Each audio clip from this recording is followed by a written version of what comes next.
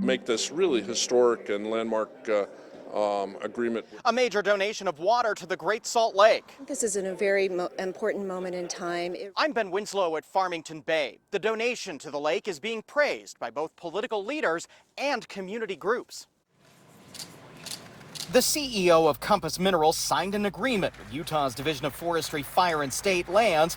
Compass is donating 200,000 acre-feet of water to the Great Salt Lake. We'll continue to work with the state to do what's right for our business and right for the state, just in perpetuity. To give you an idea how much water we're talking about, it's roughly 65 billion gallons. This is bigger than 4 or 5 reservoirs combined. Compass is a major mineral extraction company on the Great Salt Lake. It's also been the subject of disputes on Utah's Capitol Hill, as political leaders have worked to save the lake, which dropped to a historic low as a result of water diversion, drought, and impacts from a changing climate. And this 200,000 acre-foot donation is huge, but I think more importantly that might be getting glossed over is what happens when the lake levels get down to levels that we've seen over the last couple of years. The Utah State Legislature reworked mineral extraction laws to protect the lake. When lake levels are healthy, companies like Compass can take more. If the lake level is low, below a certain point, where we start getting concerned about the health of the lake, salinity and its impact on brine shrimp and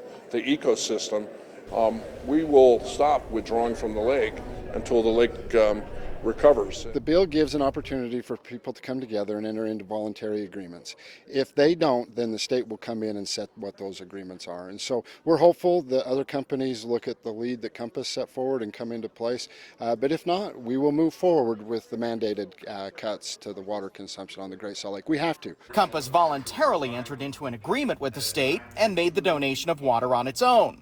It's also giving 65,000 acres of land to the state to help protect the lake.